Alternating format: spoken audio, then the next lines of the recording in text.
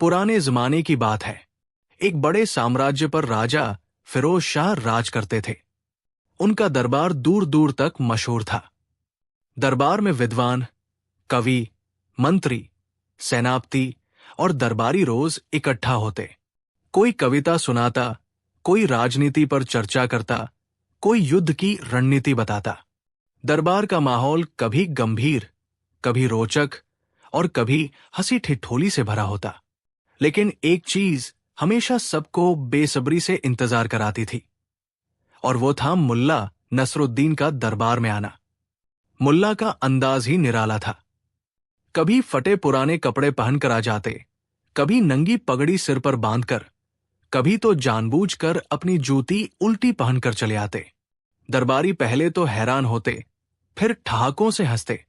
राजा भी गंभीर से गंभीर मूड में हो, लेकिन मुल्ला की कोई हरकत देखकर मुस्कुरा उठते।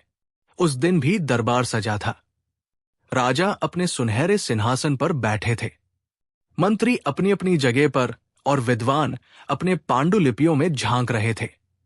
तभी दरवाजे पर अचानक शोर हुआ, मुल्ला आ रहे हैं, मुल्ला आ रहे हैं। दरबारियों की आंखों में चमक आ गई। सभी जान गए कि अब माहौल बदलने वाला है। दरवाजा खुला और मुल्ला बड़े नाटकीय अंदाज में अंदर आए। सिर पर लंबी पगड़ी थी, लेकिन पगड़ी इतनी बड़ी थी कि खिंचते खिंचते जमीन पर लटक रही थी। उनकी चालढाल देखकर सबकी हंसी छूट गई। राजा ने मुस्कुराते हुए पूछा, अरे मुल्ला, आज ये कैसी पगड़ी बांधी है? इसे देखकर तो लगता है जैसे कोई पालकी उठाकर लाया हो। मुल्ला ने गंभीर चेहरे से कहा, महाराज, ये पगड़ी मेरी अक्ल का बोझ है। जब अक्ल भारी हो जाती है तो सिर भी भारी लगने लगता है। सोचा थोड़ा बोझ पगड़ी में डाल दूं। ये सुनकर पूरा दरबार खिलखिलाकर हंस पड़ा। दरबारियों की चुटकी।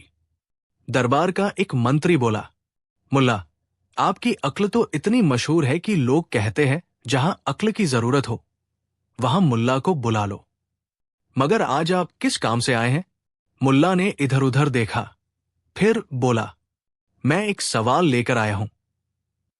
लेकिन यह सवाल इतना अजीब है कि इसका जवाब देते देते कोई विद्वान पसीना पसीना हो जाएगा। दरबार में खुसर पुसर शुरू हो गई। सब सोचने लगे कि मुल्ला कौन सा नया गुल खिलाने वाले हैं। राजा ने उत्सुक होकर कहा, ठीक है मुल्ला, तुम सवाल पूछो। यहां विद्वानों की कोई कमी नहीं। देखना, सब तुम्हें जवाब देंगे। मुल्ला का पहला सवाल। मुल्ला ने गंभीर आवाज में कहा, महाराज, बताइए, दुनिया की सबसे तेज चीज कौन सी है? सब दरबारी सोच में पड़ गए। पहले कवि ने कहा, कविता सबसे तेज है, क्योंकि वो दिल से निकलकर सीधा दूसरे के दिल तक पहुंच जाती है। विद्वान बोला, नहीं, सबसे तेज तो दिमाग है। सोच पलक झपकते ही कहीं से कहीं पहुंच जाती है।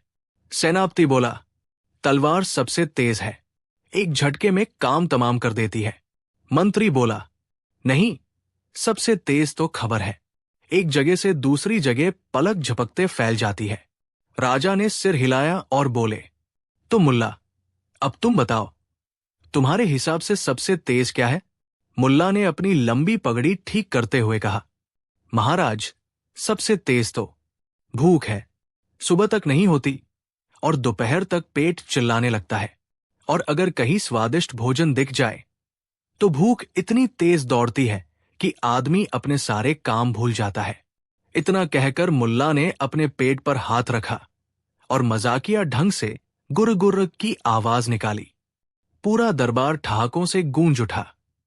राजा भी इतना हंसे कि उनकी आंखों से आंसू निकल आए। दूसरा मोड़, मुल्ला का अगला सवाल। राजा ने हंसते हंसते कहा, मुल्ला, तुमने तो सच में बड़ा अनोखा जवाब दिया, लेकिन बताओ, क्या और भी कोई सवाल है तुम्हारे पास? मुल्ला ने आंखें गोल गोल घुमाई और कहा, जी हां महाराज, दूसरा सवाल और भी कठिन है। बताइए, दुनिया की सबसे बड़ी चीज कौन सी है? फिर से दरबार में चर्चा शुरू हो गई। एक दरबारी बोला, आसमान सबसे बड़ा है। दूसरा बोला, धरती सबसे बड़ी है। तीसरा बोला, राजा का दिल सबसे बड़ा है। राजा मुस्कुराए, लेकिन सबकी निगाहें अब मुल्ला पर थी। मुल्ला ने आराम से कहा, सब गलत है। दुनिया की सबसे बड़ी चीज है इंसान की ख्वाहिश। आसमान छोटा है, धरती सीमित है, लेकिन इंसान की ख्वाहिश का कोई किनारा नहीं। दरबार चुप हो गया। फिर अचानक राजा ने तालियां बजाईं और बोले, वाह मुल्ला, ये तो बहुत गहरी बात कह दी। दरबार की हलचल। राजा फिरोज शाह का दरबार उस दिन असामान्य रूप से शोरगुल से भरा था। हर कोई जानता था कि मुल्ला नसरुद्दीन जब भी आता है, कुछ न कुछ ऐसा कर जाता है कि हंसी और हैरानी दोनों साथ साथ उमड़ पड़ते हैं। दरबारी आपस में फुसफुसा रहे थे, आज मुल्ला जरूर कोई नया पेंच लगाएगा। हां, पिछली बार याद है, उसने कहा था दुनिया की सबसे बड़ी चीज इंसान की ख्वाहिश है। अब की बार क्या कहेगा कौन जाने। इसी बीच मुल्ला नसरुद्दीन अपनी खास अदा में अंदर आए। इस बार उनके हाथ में एक बड़ा सा थैला था और थैले से कभी कभी अजीब सी आवाज आती। राजा ने मुस्कुराते हुए पूछा, मुल्ला, आज तो कुछ नया लग रहा है। थैले में क्या है? मुल्ला ने रहस्यमयी अंदाज में कहा, महाराज, इसमें मेरी अक्ल बंद है और आज उसी अक्ल से मैं दरबारियों को परखने आया हूं। पहला नया सवाल, सबसे मजबूत चीज क्या है? मुल्ला ने थैला नीचे रखा और बोला, महाराज, मेरा पहला सवाल है, इस दुनिया में सबसे मजबूत चीज क्या है? दरबार चुप हो गया। विद्वान ने कहा, सबसे मजबूत है लोहे की दीवार। सेनापति ने कहा, नहीं, तलवार की धार सबसे मजबूत है।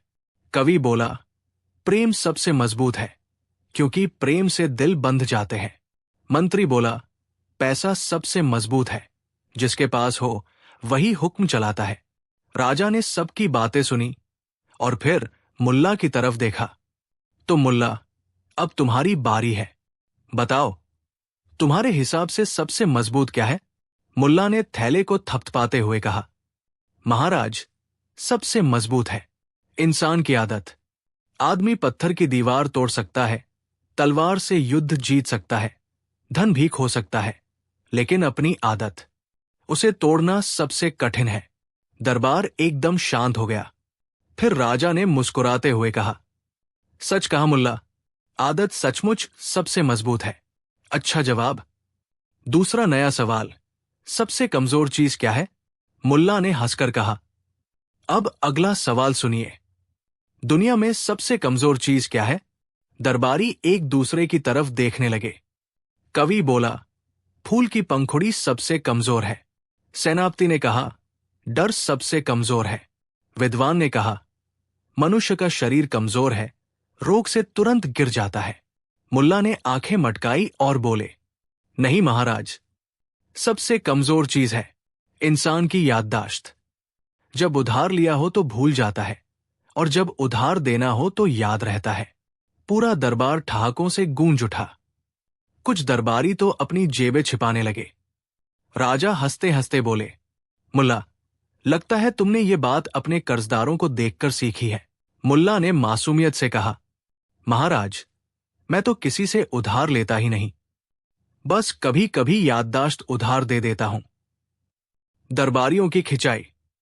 अब तो मंत्री साहब चुटकी लेने लगे। मुल्ला, अगर याददाश्त इतनी कमजोर है तो बताओ, पिछली बार तुमने हमें कौन सा सवाल पूछा था? मुल्ला ने तुरंत जवाब दिया, मंत्री जी, मेरी याददाश्त भले ही कमजोर हो, लेकिन इतनी भी नहीं कि आपकी बेवकूफी भूल जाऊं। यह सुनकर पूरा दरबार पेट पकड़कर हंस पड़ा। तीसरा नया सवाल, सबसे महंगी चीज क्या है? मुल्ला थोड़ी देर चुप रहे, फिर बोले, महाराज, अब मेरा सबसे कठिन सवाल, बताइए, इस दुनिया की सबसे महंगी चीज क्या है? एक दरबारी बोला, हीरा सबसे महंगा है। दूसरा बोला, सोना और चांदी। तीसरा बोला, महाराज का सिंहासन।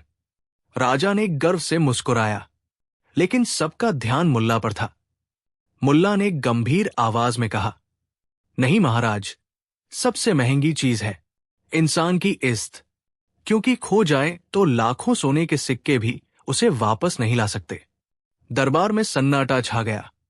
सबके दिल को ये बात छू गई। राजा ने सिर हिलाकर कहा, मुल्ला, तुम्हारे मजाकों के पीछे इतनी गहरी सीख छिपी रहती है कि हम सब सोच में पड़ जाते हैं। चौथा नया सवाल, सबसे सस्ती चीज क्या है? मुल्ला ने अचानक फिर कहा, अब बताइए, सबसे सस्ती चीज क्या है? दरबारी बोले, पानी, हवा, मिट्टी। मुल्ला मुस्कुराए और बोले, सब गलत। सबसे सस्ती चीज है सलाह। हर कोई मुफ्त में देता है, चाहे उससे किसी का भला हो या न हो। राजा जोर से हंस पड़े। सच कहा मुल्ला, सलाह इतनी सस्ती है कि जिसे जरूरत ना हो उसे भी लोग दे डालते हैं। पांचवा सवाल, सबसे मजेदार चीज क्या है? अब दरबार उत्सुक था। मुल्ला ने कहा, सबसे मजेदार चीज है सवाल, क्योंकि सवाल पूछने वाला हमेशा मजे में रहता है और जवाब देने वाला पसीना पसीना हो जाता है। यह सुनकर पूरा दरबार तालियां बजाने लगा। दरबारी और मुल्ला का संवाद। एक दरबारी बोला, मुल्ला, तुम तो हमेशा सवाल पूछते रहते हो, कभी हमें जवाब भी दो। मुल्ला ने झट कहा, अरे जनाब, जवाब तो वही देता है जिसे सब मालूम हो। मुझे तो सिर्फ ये मालूम है कि मुझे कुछ मालूम नहीं, इसलिए मैं सवाल पूछकर अक्लमंद बन जाता हूं। दरबार फिर से ठहाकों से गूंज उठा। राजा की चुनौती। राजा ने मजाक मजाक में कहा, मुल्ला, अब हम तुम्हें चुनौती देते हैं। एक ऐसा सवाल पूछो जिसका जवाब खुद तुम्हें भी न पता हो। मुल्ला ने पगड़ी उतारी और बोला, महाराज, सवाल यह है, जब कोई गधा दरबार में आए और सिंहासन पर बैठ जाए तो लोग उसे गधा मानेंगे या राजा? पूरा दरबार जोर जोर से हंस पड़ा। राजा भी ठहाका मारकर बोले, मुल्ला, अगर ऐसा हुआ तो हम समझेंगे कि राजा गधा हो गया और गधा राजा। उस दिन दरबार में हंसी का ऐसा तूफान उठा कि हर कोई देर तक ठहाके लगाता रहा। विद्वान, कवि, सेनापति, मंत्री सभी मुल्ला के सवालों में उलझे और फिर हंसी में डूबे रहे। राजा ने अंत में कहा, मुल्ला, आज तुमने साबित कर दिया कि हंसी और अक्ल दोनों साथ साथ चल सकती है। तुम्हारे सवाल हमें सिर्फ हंसाते ही नहीं, सोचने पर भी मजबूर करते हैं। मुल्ला ने झुककर सलाम किया और बोला, महाराज, मेरा काम ही यही है, हंसी बांटते बांटते सीख देना। और फिर वो थैला उठाकर दरबार से बाहर निकल गए। थैले से फिर वही अजीब आवाज आई, जैसे अंदर कोई गधा हिनहिना रहा हो। सब दरबारी एक दूसरे को देखकर और भी जोर से हंस पड़े। कहानी की सीख। 1. आदत सबसे मजबूत है। 2. याददाश्त सबसे कमजोर है। 3. इज्जत सबसे महंगी है। 4. सलाह सबसे सस्ती है। 5. और सवाल सबसे मजेदार है।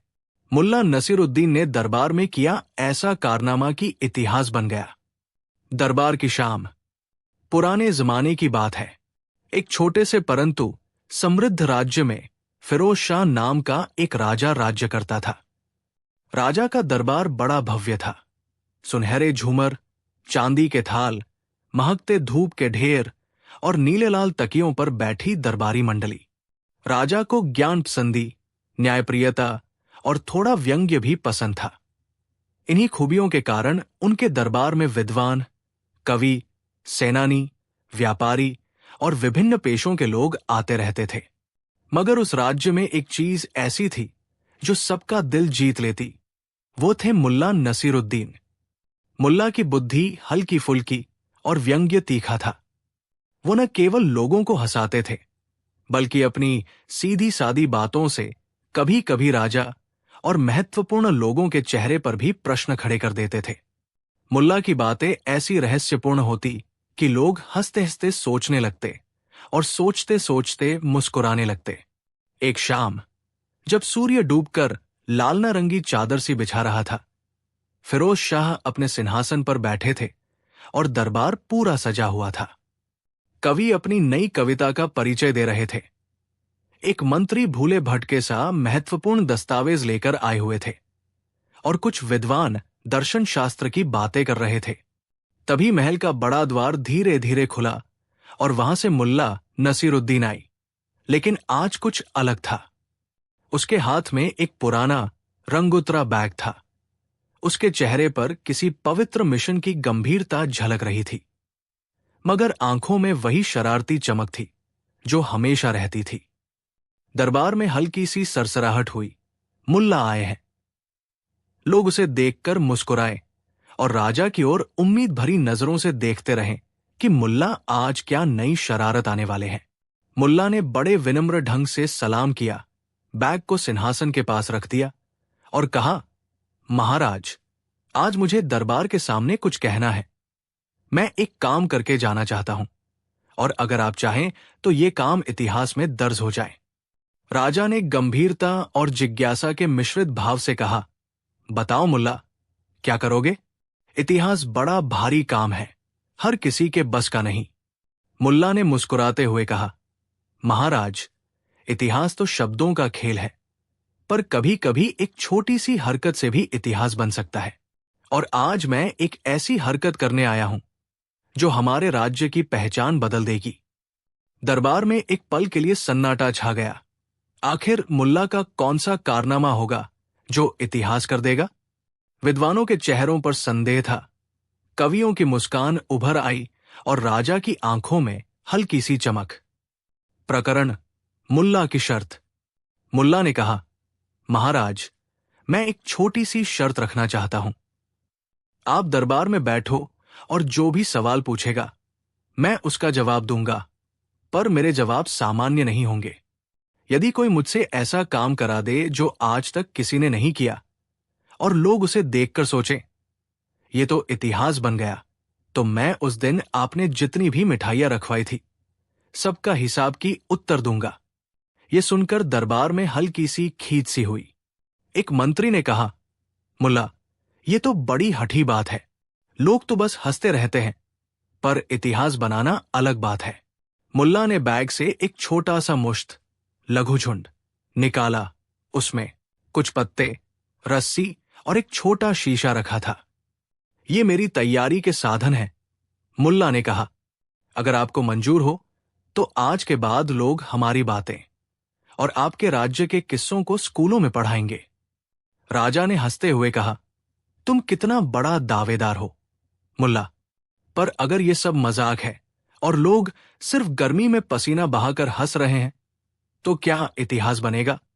मुल्ला ने आंख झपकाई और कहा, इतिहास वो नहीं जो लोग कागजों पर लिखते हैं महाराज। इतिहास वो होता है जिसे लोग जुबान से जुबान तक पहुंचाते हैं और याद रखते हैं। मेरा काम है शब्दों को कर्म में बदलना, और अगर आप इजाजत दें तो मैं आज वो कर दूंगा। राजा ने दरबारियों की ओर देखा। कुछ ने मुस्कुराकर इजाजत दी, कुछ ने आंखों से मना किया। आखिरकार राजा की जिज्ञासा भारी पड़ी और उन्होंने कहा, ठीक है मुल्ला, करो वो कारनामा, पर हमारे राज्य की इज्जत और शांति का ध्यान रखना। प्रकरण पहला जादू, शोर का साबुत जवाब। मुल्ला ने बैग से पहले एक छोटा बांस का बर्तन निकाला और उसे दरबार के बीच में रख दिया। बर्तन इतना साधारण था कि किसी भी बाजार में मुश्किल से 10 पैसे में मिल जाता। मुल्ला ने बर्तन पर हाथ रखा और बोला, पहला नियम है कि जो भी आज इस दरबार में शोर करेगा उसे पहले बर्तन के चारों ओर घूमना होगा और 3 मंत्र बोलना होगा। और वो मंत्र है, मैंने सुना, मैंने देखा, पर मैंने कुछ नहीं कहा। दरबार के लोग आपस में हंसे। ये क्या अजीब नियम रखा है मुल्ला ने? फिर भी कुछ लोग उत्सुक थे, क्या होगा? तभी सबसे बड़ा दरबारी सुकर, नाम बदला हुआ, जो हमेशा दूसरों की बात काटकर बोलता था और दरबार में अपना वर्चस्व जताता था, जोर से बोला, ये कैसी बात हुई? कौन कहता है कि मैं शोर करूंगा? मुल्ला, तुमने बर्तन रखा है, दिखाओ क्या करोगे? और जैसे ही सुकर ने अधिक ऊंची आवाज में बात की, मुल्ला ने बर्तन पर जोर से थप्पड़ मारा और कहा, अब तुम फिर से बोलो। सुकर ने तुरंत मुंह बंद कर लिया, पर उसके चेहरे पर चारों ओर दौड़ने वाली शरारत सी झलक थी। मुल्ला ने कहा, मैंने कहा था, जो शोर करेगा उसका बर्तन 3 बार घुमाने का काम लगेगा। सूकर ने विनम्रतापूर्वक बर्तन उठाया और उसे मुड़कर 3 बार घुमाया और वही मंत्र बोला। मैंने सुना, मैंने देखा, पर मैंने कुछ नहीं कहा। पूरा दरबार उस दृश्य पर हंस पड़ा। शुक्र की गरिमा और वो नाचता बाहें फैलाता हुआ दृश्य लोगों को बार बार हंसाने लगा। मुल्ला का पहला उद्देश्य सरल था। उन्होंने दरबार की शोरगुल प्रवृत्ति पर व्यंग्य किया और अपने साधारण बर्तन से उन शोरगुल शिकारों का इलाज कर दिया। अब शोर करने से पहले सोचने का नियम। धीरे धीरे राजा के दरबार में शोर कम हुआ, विचार अधिक आए और लोग सोचने लगे कि किस बात पर जोर जोर से बोलना जरूरी है। ये छोटी सी हरकत दरबार के संस्कृति में एक प्रकार का नयापन लेकर आई। बोलने से पहले सोचो। प्रकरण दूसरा, जादू, सच्चाई की भीनी खुशबू। मुल्ला ने दूसरा कारनामा करने के लिए बैग से एक चप्पल निकाली, पर यह कोई साधारण चप्पल नहीं थी। ये चप्पल पुरानी दिखती थी, पर उसकी तलवे पर कुछ लिखा हुआ था। उस पर लिखा था, सिर्फ उन्हीं पैरों पर चले जो सच बोलते हैं। मुल्ला ने चप्पल दरबार के बीच में रख दी। उन्होंने कहा, जो भी यहां झूठ बोलेगा, चाहे वो छोटा झूठ हो या बड़ा, उसे ये चप्पल पहननी होगी और 5 बार पुरानी बाजार की गलियों में घूम कर आना होगा। लोगों ने सोचा ये तो मजाक है, पर मुल्ला ने कहा कि ये नियम तभी लगेगा जब कोई राजा के सामने झूठ बोलेगा, और अगर झूठ सचिन पाया गया तो चप्पल पहनने की सजा तय है। कुछ लोग, जिनके दिल में हमेशा छल था, मुस्कुराए, पर जल्दी ही एक युवा दरबारी जिसका नाम रफीक था, झूठ बोलकर राजा की तारीफें करने लगा। उसने अतिशयोक्ति में कहा, महाराज, आपकी आंखों में अंबर सा तेज है और आपकी बातों में चांदनी। राजा ने मुस्कुराकर उसे सुन लिया, पर मुल्ला की नजरों में कुछ चुभा। रफीक ने जब बातें बढ़ाई तो मौजूदा कवि ने सच्चाई से उसका सामना कर दिया और रफीक की बातें झूठी साबित हो गई। मुल्ला ने चप्पल उतारकर रफीक के पैरों में रख दी। अब तुमको बाजार की गलियों में जाना है। रफीक शर्मिंदा हुआ। उसने पसीने पोंछे और चप्पल पहनकर बाहर निकल पड़ा। वो भौरन समझ गया कि क्रूर सजा नहीं, पर शर्म इंसान का सबसे बड़ा शिक्षक है। वो लौटकर आया, झुककर राजा से माफी मांगी और कहा कि वो अब से कभी भी अतिशयोक्ति नहीं करेगा। इस घटना से दरबार में सच बोलने की आदत धीरे धीरे बढ़ी। लोग झूठ से घबराने लगे। झूठ का तत्काल परिणाम शर्मिंदगी था। मुल्ला ने जानबूझकर सजा को हल्का रखा। सजा का उद्देश्य शिक्षा था, न कि अपमान। ये घटना लोगों को याद रहने लगी। सच बोला तो चप्पल नहीं पहननी पड़ेगी। प्रकरण तीसरा, जादू, गरीब का सवाल। मुल्ला का अगला कारनामा ऐसा था कि उसने सीधे सीधे लोगों के दिलों में उतर कर रख दिया। उसने खुले दरबार में घोषणा की, जो भी रात भर के किसी भी गरीब के घर में जाकर उसकी चिंता हल कर देगा, उसे मैं आज राज्य का एक सम्मान दूंगा। दरबार में कई लोग बोले, ये क्या मूर्खता है? गरीबों की समस्या इतनी बड़ी है कि एक दिन की मदद क्या कम करेगी? मुल्ला ने कहा, यह देखने की बात है कि आप किस तरह मदद करते हो। क्या आप महल की खिड़की से दान फेंक कर संतोष करेंगे, या जाकर झुककर किसी बूढ़ी औरत का हाथ थाम कर उसका दर्द सुनोगे? तभी दरबार में से एक लड़का निकला। वो तंग कपड़ों में था और आंखों में उत्साह की चमक। उसने कहा, मुल्ला, मैं जाऊंगा। लड़के का नाम हाफिज था। हाफिज ने रात में एक गरीब परिवार के घर जाकर उनकी दवाई की व्यवस्था करवाई, बच्चों के लिए रोटी ली और थके हुए पिता का हाथ पकड़ा। उसने ये काम दया से और बिना किसी दिखावे के किया। अगले दिन उसने मुल्ला के पास झुककर कहा, मुल्ला, मैंने किया। मुल्ला ने राजा की ओर देखा और कहा, यह हाफिज की न केवल दया है, बल्कि उसका साहस भी है। मैं चाहता हूं कि हाफिज को आज एक सम्मान दी जाए। वो समान व्यवहार नहीं सिखाएगा, उसका काम दूसरों को प्रेरित करना है। राजा ने हाफिज को सम्मानित किया और उसे दरबार में रोज एक छोटी सी रकम दी गई, ताकि वो अपनी नेक कामों को जारी रख सके। ये घटना दरबार के लोगों के लिए एक मिसाल बन गई। मदद दिखावे के लिए नहीं, मानवता के लिए होनी चाहिए। मुल्ला ने बड़ा ही सूक्ष्म ढंग से एक सामाजिक संदेश दिया। ऐश्वर्य का मतलब सिर्फ पैसा नहीं, संवेदना और सहानुभूति भी वही असली दौलत है जो इतिहास रचती है।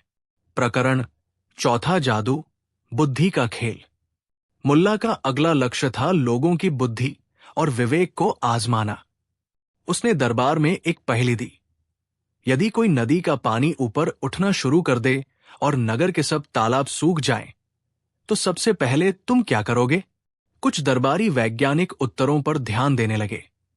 भवनों की नींव चेक करेंगे, ढालू नदी का रास्ता बदलेंगे और विद्वानों ने पुरानी किताबों से समाधान खोजने लगे। पर मुल्ला ने कहा, सिंहासन पर बैठे राजा पहले अपने लोगों से पूछेंगे, और यह पूछना सबसे बुद्धिमत्तापूर्ण काम है। राजा ने मुस्कुराया और कहा, मुल्ला, तो क्या तुम कहना चाहते हो कि नेता का काम सुनना भी है? मुल्ला ने सिर हिलाया, हां महाराज, और सुनने के बाद जो सही लगे सो निर्णय लेना भी।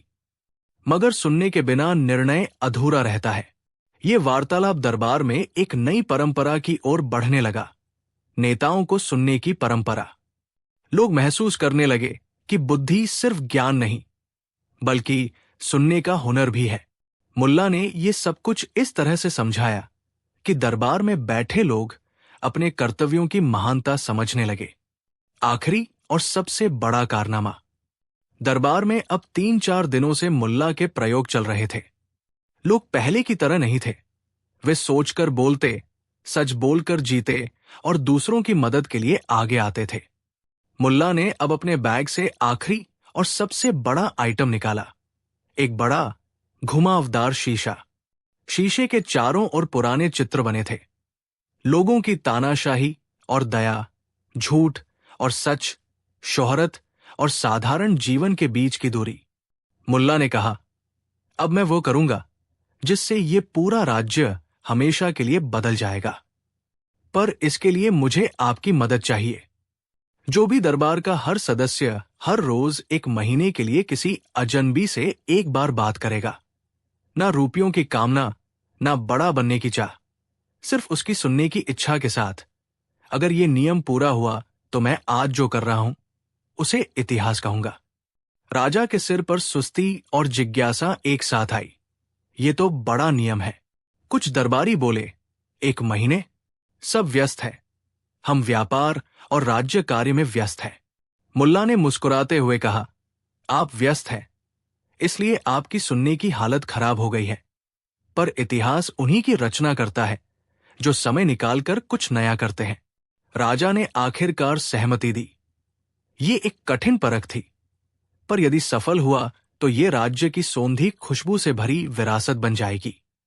सभी दरबारियों ने रिलक्टेंटली, अनिच्छा से, पर वचन दिया कि वे 1 महीने तक रोज कम से कम एक अजनबी से बात करेंगे, सुनेंगे और समझेंगे, बिना किसी लाभ या पद के स्वार्थ के। पहला हफ्ता अजीब था। कुछ दरबारी झिझक रहे थे। वे किसी को देखकर मुस्कुराते और जल्दी जल्दी निकल जाते। पर धीरे धीरे चमत्कार होने लगा। सुनने से लोग बातें बांटने लगे। बच्चे अपनी पढ़ाई के बारे में, बूढ़े अपनी यादों के बारे में, महिलाएं अपने घर के दुख बताने लगी। जिन लोगों ने पहले कभी किसी गरीब के घर का दरवाजा नहीं खटखटाया था, उन्होंने अब जाना और देखा कि जीवन की चुनौतियां केवल उनके अपने महलों के बाहर ही नहीं है। मुल्ला ने यह भी कहा, यह तो बस आरंभ है। इतिहास तब बनेगा जब यह प्रक्रिया हमारी परंपरा बन जाएगी। लोगों ने देखा कि सुनने से विचार में परिवर्तन आता है। कोई नफरत घटती है, कोई गलतफहमी दूर होती है। 1 महीने के बाद जब सभी फिर से दरबार में जमा हुए तो राजा ने पूछा, क्या हुआ? क्या तुम्हें बदलाव महसूस हुआ? दरबारियों के चेहरे पर अलग अलग भाव थे। कुछ की आंखों में नर्म मुस्कान थी, कुछ के गाल गीले थे। एक मंत्री ने कहा, मैंने रोज 2 लोगों से बातें की। एक वृद्ध की जिसने मुझसे अपनी जवानी की कहानियां बताई, और एक झुग्गी का बच्चा जिसने मुझसे अपने सपनों के बारे में कहा। मुझे लगा कि मैंने पहले कभी उनकी दास्तान नहीं सुनी। एक कवि ने कहा, मैंने एक रात अपने पड़ोसी के साथ चाय पी और उसकी मां की बीमारी के बारे में जाना। मैंने पहले उसकी कहानियां कभी नहीं सुनी थी। राजा ने आंखें बंद कर ली। उनकी भावनाएं उमड़ आई। फिरोज शाह ने कहा, मुल्ला, तुमने हमें सिर्फ हंसाया नहीं, तुमने हमें मानवता का महसूस कराया। इतिहास वही बनता है जब एक समाज अपने तरीके बदलकर दूसरों की सुनने लगे। मुल्ला ने सिर झुकाकर कहा, महाराज, इतिहास बनता नहीं, वो बनवाया जाता है, छोटे छोटे कर्मों से, रोज के कामों से। आज आपने देखा कि हमारे दरबार के लोग कितने घिसे पिटे थे, पर जब उन्होंने सुनना शुरू किया तो वे फिर से नए बने। और इसी रात राजा ने ऐलान कर दिया, इस राज्य में अब से हर नागरिक, चाहे वो बड़ा हो या छोटा, प्रतिवर्ष सुनने के सप्ताह मनाएगा, जिसमें हर कोई किसी अजनबी की कहानी सुनेगा और उसे उस व्यक्ति की सहायता देनी होगी यदि संभव हुआ। ये नियम हमारे राज्य का इतिहास बनेगा। दरबार में तालियां बजी। मुल्ला ने बैग संभाला, मुस्कुराया और चुपचाप निकलने लगा। लोगों ने उसके पीछे देखा। वो साधारण कपड़ों में था, पर उसकी हर आदत में एक महान उद्देश्य छिपा था। कुछ लोगों ने रोका, मुल्ला, क्या तुम फिर कभी आओगे? मुल्ला ने पीछे मुड़कर कहा, मैं वही रहूंगा जहां इंसानियत की जरूरत होगी और जहां इतिहास बनाना लोग चाहेंगे। उपसंहार, इतिहास का अर्थ। समय के साथ राज्य में ये सुनने का सप्ताह एक महान परंपरा बन गया। बच्चों को स्कूल में सिखाया गया कि सुनना भी एक कला है। अधिकारियों को यह प्रशिक्षण दिया गया कि मानवता के दर्द को समझें और समाधान खोजें। और महल के बाहर भी लोग एक दूसरे की कहानियां सुनने लगे। फिरोज शाह के राज्य की सुगरबादी और न्यायप्रियता की मिसाल दूर दूर तक फैल गई। लोग आज भी कहते हैं, मुल्ला नसीरुद्दीन ने दरबार में ऐसा कारनामा किया कि इतिहास बन गया। पर वास्तव में मुल्ला ने सिर्फ एक छोटी सी शरारत नहीं की थी। उसने लोगों के दिलों में सम्मान, सहानुभूति और सुनने का जज्बा बोया। इतिहास बन गया क्योंकि लोगों ने बदलने का संकल्प लिया। कई सालों बाद जब हालात और लोग बदल गए, तब भी उस रोज की बातें जुबान पर बनी रही। शिक्षक बच्चों को बताते, जब तुम किसी की बात सुनोगे तो तुम इतिहास बना रहे होते हो, क्योंकि हर बार जब कोई बदलता है, एक नया किस्सा जन्म लेता है। और मुल्ला फिरोज शाह के दरबार के बाद भी कहीं कहीं आते रहे।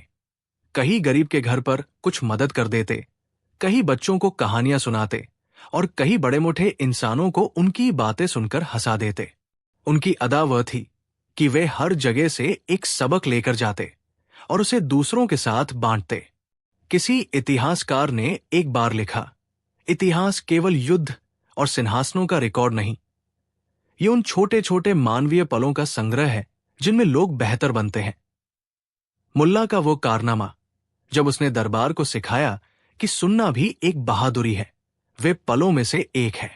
और इसीलिए जब भी कोई कहता है, मुल्ला नसीरुद्दीन ने दरबार में ऐसा कारनामा किया कि इतिहास बन गया, तो हम मुस्कुराकर कहते हैं, हां, क्योंकि उसने इतिहास लोगों के दिलों में बनाया और वही सबसे बड़ा इतिहास होता है। 1. बोलने से पहले सोचो, शोर नहीं, समझ जरूरी है। 2. झूठ की सजा शर्मिंदगी है, सच का पुरस्कार आत्मसम्मान। 3. छोटा सा दया का काम भी समाज को बदल सकता है। 4. सुनना न केवल एक कौशल है, ये मानवता का आधार है। 5. इतिहास वही बनता है जो लोगों के व्यवहार में परिवर्तन लाए, बड़े बड़े बयान नहीं। दरबार में मुल्ला का ऐसा मजाक की हंसी रोकना मुश्किल हो गया। दरबार और उसकी परंपराएं। पुराने जमाने का वो कोई छोटा सा राज्य था जहां राजा अमीरदीन नाम के न्यायप्रिय शासक राज्य करते थे। अमीरदीन का दरबार दूर दूर तक प्रसिद्ध था। यहां न्याय होता, कवियों की शान रहती, विद्वानों की बहसें होती और कुछ दिनों पर मेले जैसा भी माहौल बन जाता। दरबार में नियम थे, सुनवाई, शिष्टाचार और गंभीर विचार विमर्श। पर रसोई की खटी मीठी खबरों और दरबारियों के चुटकुलों के बीच एक नाम ऐसा था जो हर दिल पर राज करता, मुल्ला जाफर। मुल्ला जाफर साधारण दिखते थे, फटे पुराने चोगे, उल्टी पगड़ी कभी कभी, और आंखों में हमेशा शरारत की चमक। पर मुल्ला की बुद्धि तेज, तर्क सूक्ष्म और हास्य इतनी पैनी कि कभी कभी वो गंभीरतम मामलों को भी हंसी में घुमा कर रखते थे। लोग कहते थे, मुल्ला के साथ तुम्हें अपना सीधा सादा मन खुलकर बोलने का भरपूर मौका मिलता है, और अगर तुम्हें किसी बात की सच्चाई सोचने की हो तो मुल्ला से पूछ लो, वो सवाल पूछेंगे और जवाब तुम्हें खुद ढूंढना होगा। एक बार की बात है, अमीरुद्दीन ने राज्य के लोग की भलाई के लिए एक बड़ा समारोह रखा। सारे मंत्री, कवि, विद्वान, व्यापारी सब आमंत्रित थे। बाजार सज चुका था, फूलों की खुशबू हवा में थी और राजमहल की दीवारों पर नए नए चित्र लगे हुए थे। उस दिन मुल्ला की एंट्री से पहले दरबार भारी गंभीरता में डूबा हुआ था। कुछ लोग किसी कानूनी मसले पर बहस कर रहे थे, तो कुछ खिलाड़ी अपनी महिमा का बखान कर रहे थे। तभी दरवाजा खुला और मुल्ला अंदर झटके से आए। मुल्ला की एंट्री, मुस्कान की शुरुआत। मुल्ला ने जैसे ही दरबार में कदम रखा, उनका सारा रूप बदल गया। पगड़ी उल्टी, आंखों में नटखट चमक, हाथ में एक छोटा सा बैग और बैग से बाहर झांकती हुई एक अजीब सी चीज, जो बाद में पूरे दरबार की ताबीर बदल देगी। राजा ने मुस्कुराकर पूछा, मुल्ला, आज क्या लेकर आए हो? क्या नया कोई पेंच होगा? मुल्ला ने सीने पर हाथ रखकर नम्रता से कहा, महाराज, आज मैं एक छोटा सा मजाक करने आया हूं, पर यह मजाक ऐसा होगा कि हंसी रोकना मुश्किल हो जाएगी और साथ में हर किसी को कुछ सोचने का मौका भी मिलेगा। दरबार में हल्की सी खनक सी उठी।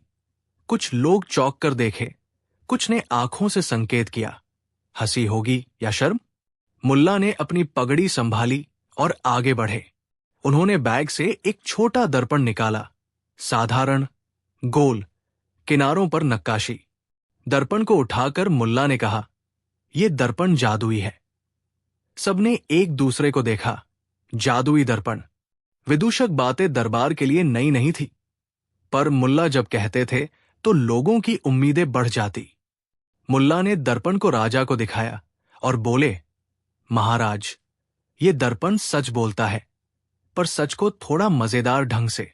जो भी व्यक्ति इस दर्पण के सामने देखेगा, उसे अपनी सबसे बड़ी गलती नजर आएगी, पर वो गलती इतनी मजेदार तरीके से आपकी आंखों के सामने पेश होगी कि आप हंसते हंसते खुद ही मान जाओगे कि गलती है और हंसी भी आ रही है।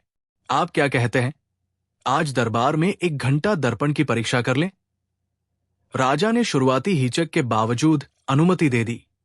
दरबार में ऐसी नई सी हरकतें अक्सर होती थी, और अगर मुल्ला कह रहे थे तो कम से कम मनोरंजन तो होगा। मजाक का पहला चरण, खुद की असलियत। शुरुआत में मुल्ला ने दरबार के छोटे छोटे लोगों से शुरू किया। बाजार के ठेले वाले, महल की नौकरानी और छोटे छोटे लेखपालों को बुलाया। दर्पण को उन्होंने सबके सामने रखा और कहा, देखो और जो तुम्हें दिखाई दे उसे बताओ। पहले एक पुराना दरबारी, जो हमेशा नकली नजाकत दिखाते थे, दर्पण के सामने आए। दर्पण में उनकी परछाई ने अचानक नाटक करते हुए उनकी शान शौकत का नाटक किया। सिर ऊंचा, मूंछें चढ़ी और भाषण में खुदासा गुणगान। पर अचानक परछाई ने एक चुटकी ली और दरबारी की एक पुरानी आदत उभर आई, डायरी पर चिल्लाते हुए एक एक पाना फाड़ देना, ताकि उसे किसी और के पढ़ने से बचाया जा सके। दरबारी शर्मिंदा हो गया और लोग हंस पड़े, पर हंसी के बीच उसकी एक सच्ची आदत उजागर हुई। वो राजकीय कागजों को खाक में डालने का काम करता था, ताकि उसकी गलतियां सामने न आए। दर्पण ने सच्चाई बताई, पर मजाकिया अंदाज में, जिसे देखकर लोगों की हंसी रुकती नहीं थी। फिर मुल्ला ने युवा कवि का नंबर लिया, जो हमेशा बड़े बड़े शेर बोले पर असल जिंदगी में किसी का काम नहीं आता था। दर्पण में कवि का परछाइयों ने उसे मंच पर चिल्लाते हुए दिखाया, पर बीच में एक बार वो कवि अपने ही शेर भूल गया और कविताओं के बीच अचानक खाने पीने की बात कर गया। पूरा दरबार हंस उठा, क्योंकि कवि की गंभीरता और उसकी असल आदत के बीच का अंतर बड़ा मजेदार था। दर्पण ने लोगों को यह दिखाया कि हर किसी की शान के पीछे कुछ न कुछ छोटा सा मस्खरा भी छिपा होता है, और उसे छिपाना किसी के बस की बात नहीं। मजाक का दूसरा चरण, बड़े लोगों की हंसी।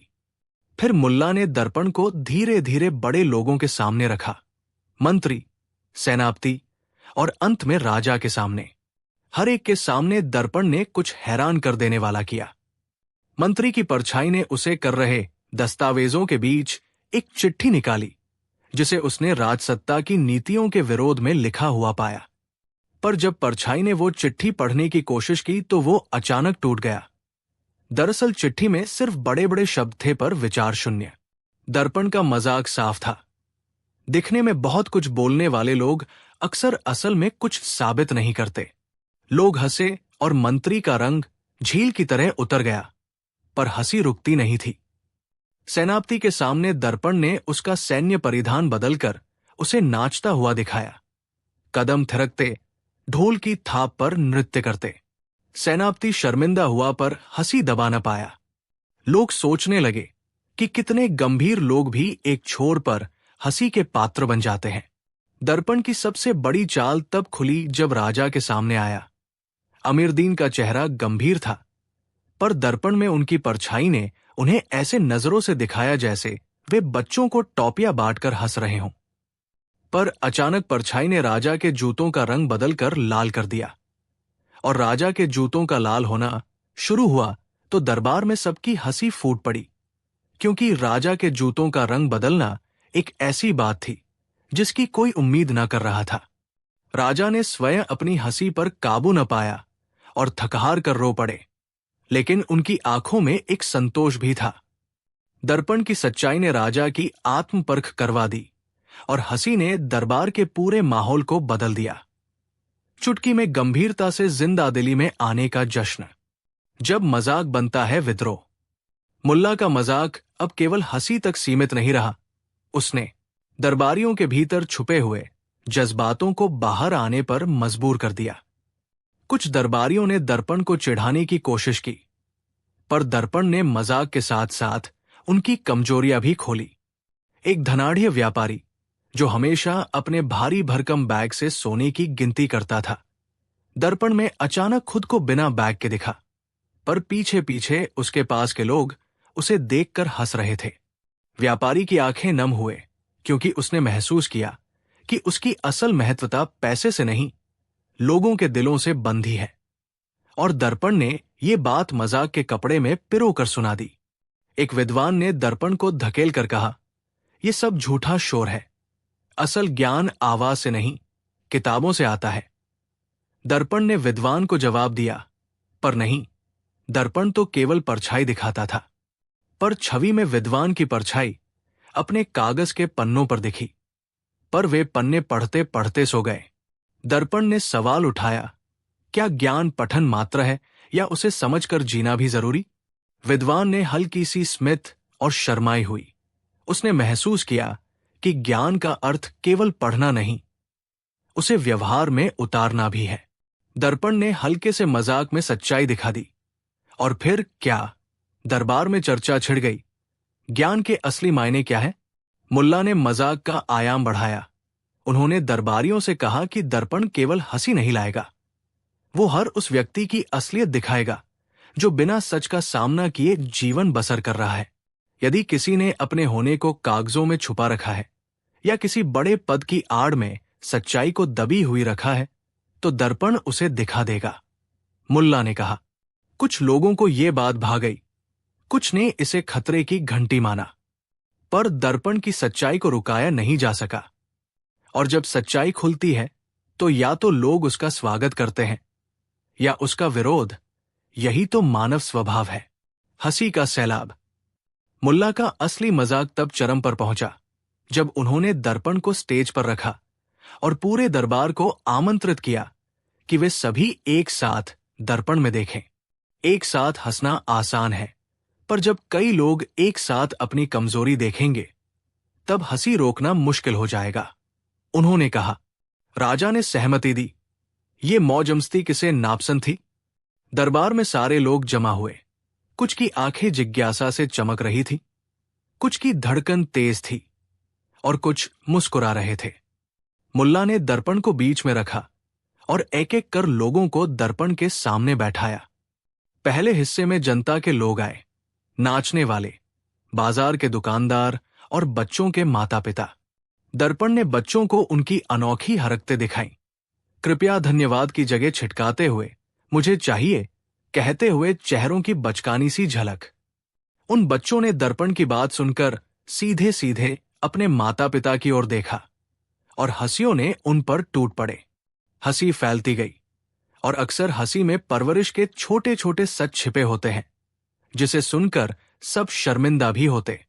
पर हंसी की लहर इतनी तेज थी कि कोई भी उसे रोक न सका। फिर बड़े लोग आए, जिनकी आंखों में सोच की नदी बह रही थी। पर दर्पण की मजाकिया चाल ये थी कि वो लोगों की सबसे शर्मनाक आदतों को कॉमिक ढंग से प्रस्तुत करता। किसी के बालों में तेल लगाने की आदत, किसी का बार बार घड़ी देखना, किसी का किसी के ध्यान से बात काटना। इस तरह की चीजें जब बड़े लोगों में नजर आई तो हंसी कुछ ज्यादा ही बढ़ गई, क्योंकि किसी बड़े की गंभीरता और उसकी छोटे ही आदतों का टकराव बड़ा मजेदार बन गया। और फिर मुल्ला ने अंत के लिए सबसे बड़ा खेल रखा। उन्होंने राजा को बुलाया। राजा के सामने दर्पण ने उनकी परछाई को ऐसा रूप दिया कि हर कोई हंसते हंसते लोटपोट हो गया।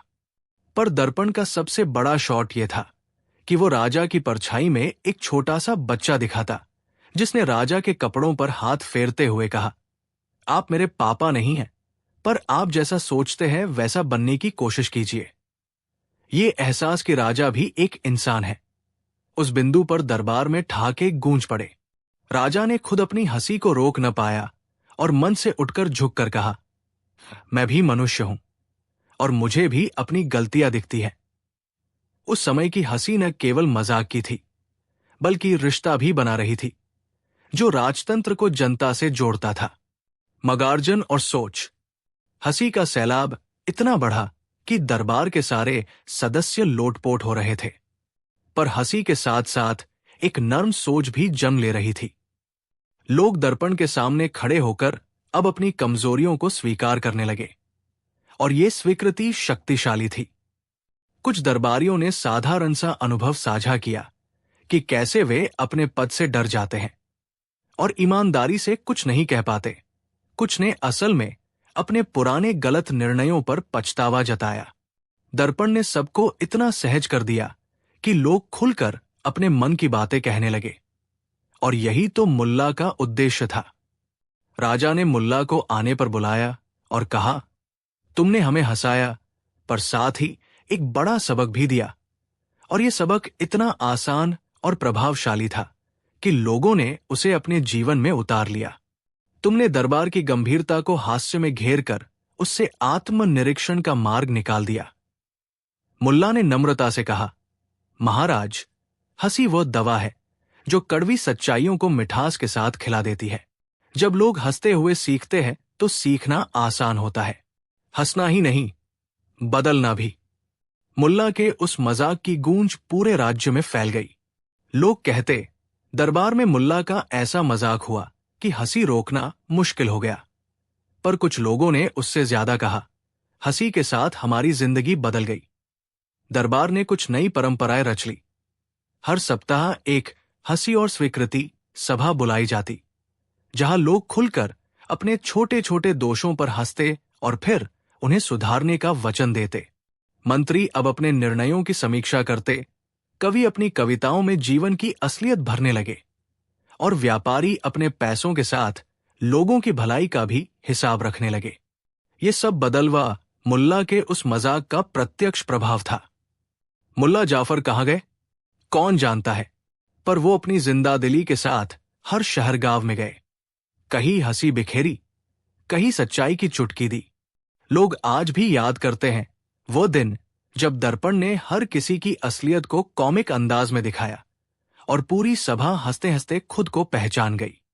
हंसी रोकी नहीं जा सकती, पर उसे मार्गदर्शित किया जा सकता है, और यही मुल्ला ने किया। हंसी को स्वीकार करना और स्वीकार के साथ बदलना सिखाया। 1. हंसी सिर्फ मनोरंजन नहीं, सीखने का जरिया भी है। 2. सच्चाई को नेमनकेल से पेश करने का तरीका मजबूती देता है। 3. बड़े छोटे सबकी कमियां होती हैं, उन्हें पहचान कर सुधारना महत्वपूर्ण है। 4. एक छोटा सा मजाक भी समाज में बड़े परिवर्तन ला सकता है।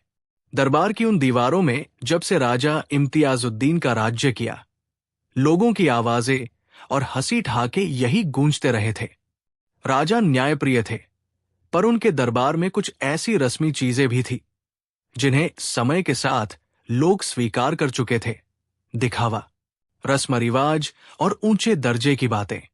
मुल्ला असहरुद्दीन, जिसकी नाम सुनते ही गांव की गलियां और शहर के चौक अपनी एक अलगसी रोशनी पाने लगते थे, अक्सर दरबार में आते और हल्की फुल्की शरारतों से महल के वातावरण को हिला देते।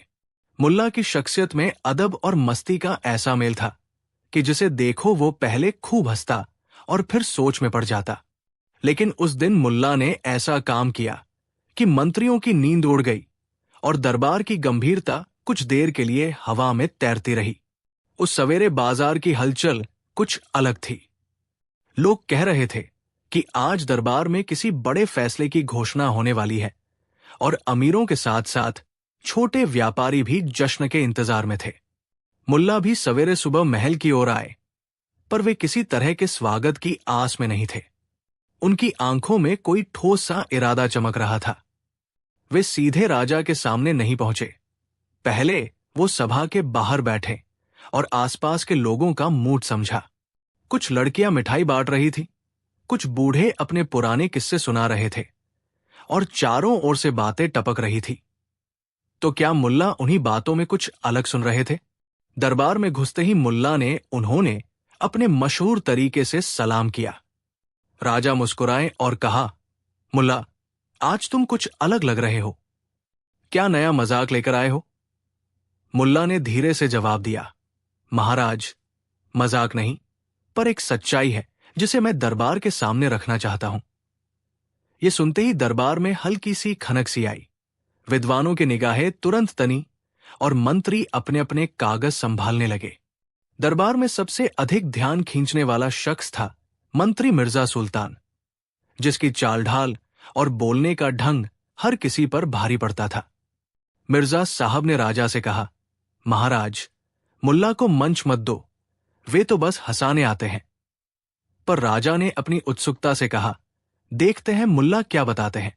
मुल्ला ने एक छोटी टोकरी निकाली जिसमें कुछ पुराने कागज और कुछ मोती जैसे छोटे टुकड़े थे। उस टोकरी के बीच एक चिट्ठी पड़ी थी जिस पर धुंधली सी स्याही से कुछ शब्द लिखे थे, शायद किसी पुराने समय की ओर इशारा।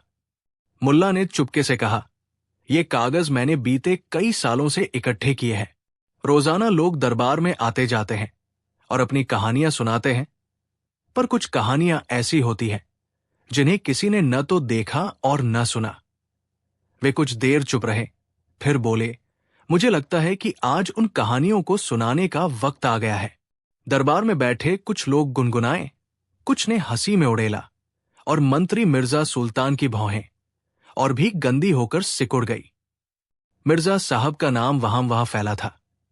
कहा जाता था कि उनके पास राज्य के कई मामलों की चाबी है और कई बार मिर्जा साहब ने अपने लाभ के लिए चीजें मोड़ दी थी। मुल्ला का इरादा साफ था।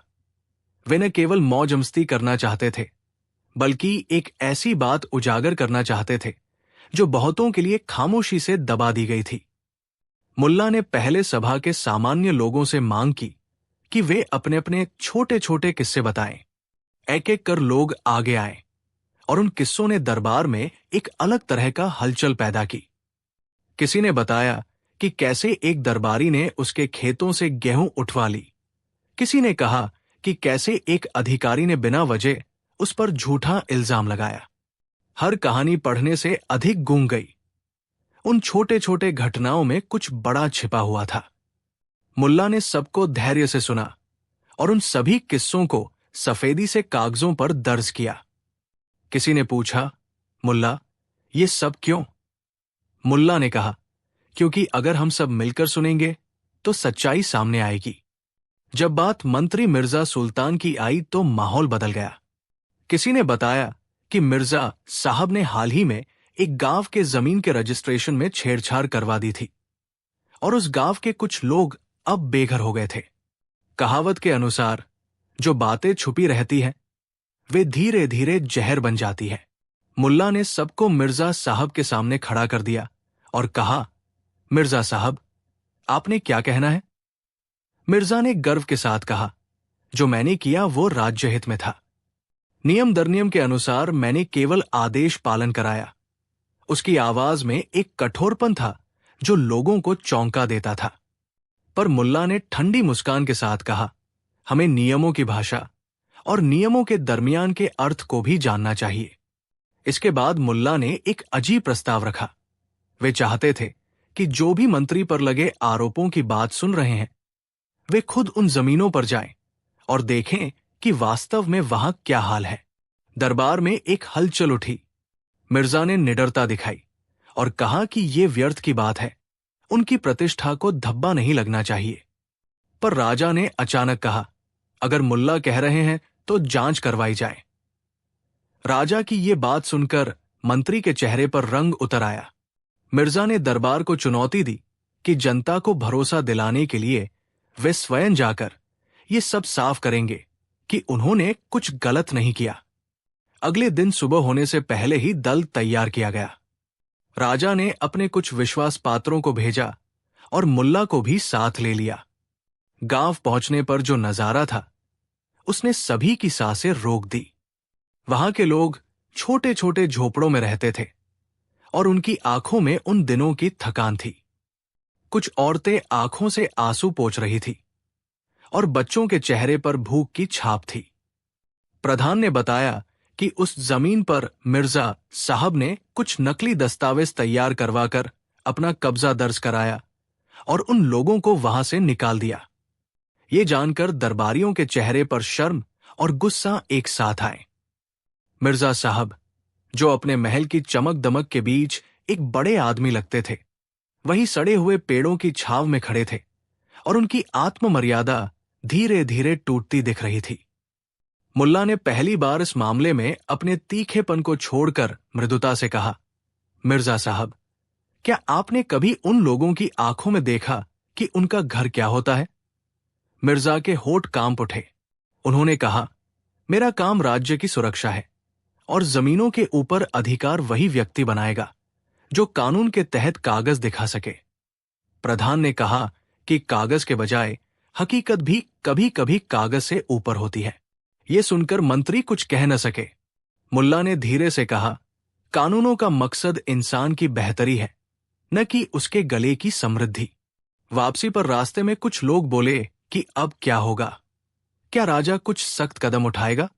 राजा ने शांत स्वर में कहा, अगर सच निकलकर सामने आया है तो निश्चय ही कार्रवाई होगी। पर मेरा बड़ा सवाल यह है कि क्या हम इसे सिर्फ एक घटना मानकर भूल जाएंगे या हम उससे सीखेंगे?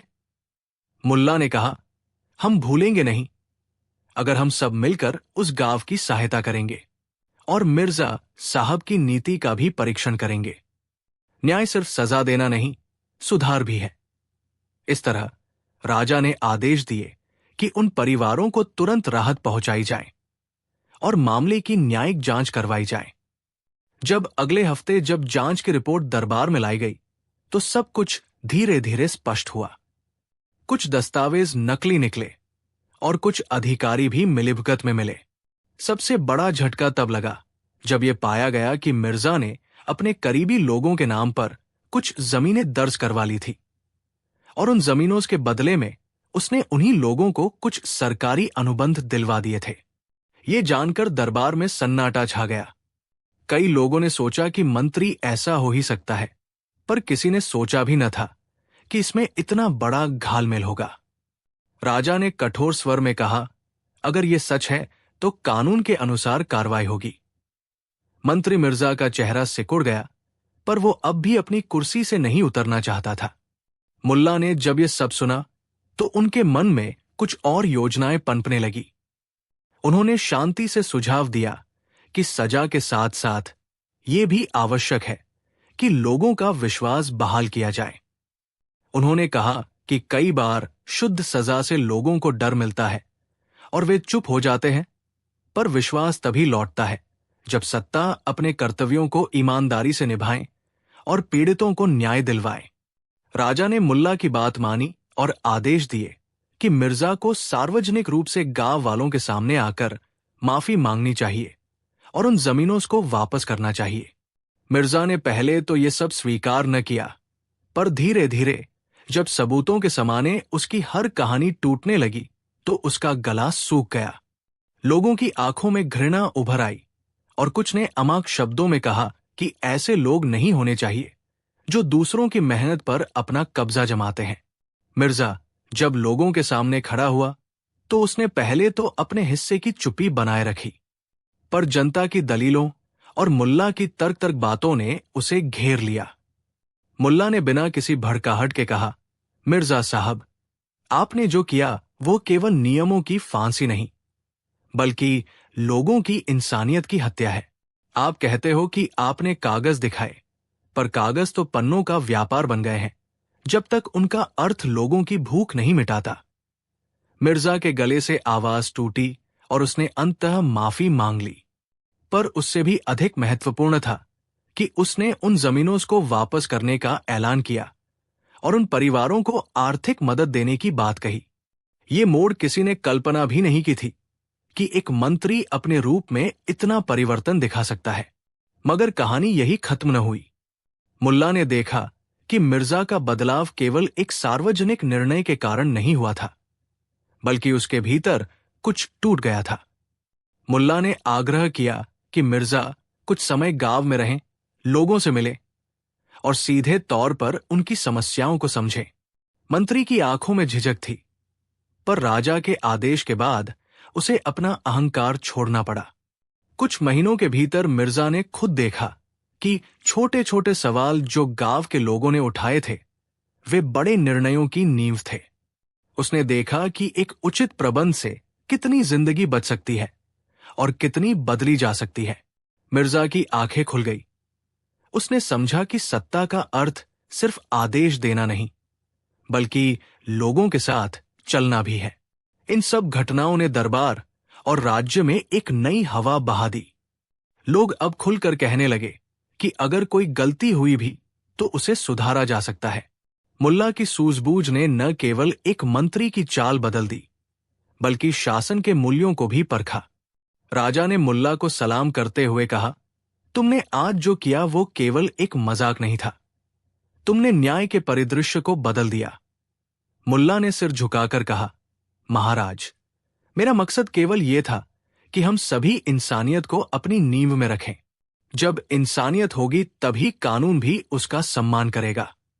समय आगे बढ़ा और उस दिन की घटना को लोग अक्सर याद करते रहे। मुल्ला गांवों और शहरों में अपनी सादगी और बुद्धिमत्ता से लोगों का मार्गदर्शन करते रहे। मंत्री मिर्जा ने भी अपनी पुरानी आदतें त्याग दी और लोगों के बीच मौन वाणी के साथ न्याय करने लगा। वो उनसे मिलने आता, उनकी समस्याएं सुनता और अपने पद के नाते हल निकालता। ये परिवर्तन केवल एक व्यक्ति की सजा से आने वाला परिवर्तन नहीं था।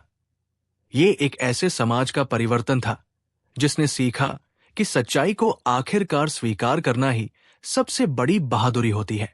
वक्त ने साबित कर दिया कि जब कोई व्यक्ति, चाहे वो कितना भी छोटा क्यों न हो, सच्चाई की हिफाजत के लिए आवाज उठाता है और जब सत्ता उसकी ज़बान सुनती है तो बदलाव संभव है। मुल्ला की चाल ने बताते हुए दिखा दिया कि मजाक, बुद्धि और दृढ़ता का जब मेल होता है तो वो किसी भी बड़ी दीवार को गिरा सकता है और किसी मंत्री को भी अपना चेहरा बदलने पर मजबूर कर सकता है। दरबार में उस दिन से एक नई परंपरा चली कि हर 3 महीने में एक जनता की सुनवाई होती और जहां भी कोई अवमानना होती उसे सीधे तौर पर जनता के सामने रखा जाता। ये व्यवस्था राजा की दूरदर्शिता और मुल्ला की सूझबूझ का प्रतिफल थी। कई साल बीत गए, पर उस दिन की घटना का असर दीर्घकालिक रहा। मुल्ला के नाम के साथ अब एक नई कहानी जुड़ गई कि कैसे एक मजाक ने किसी मंत्री को चौंका दिया और पूरे दरबार को सोच में डाल दिया।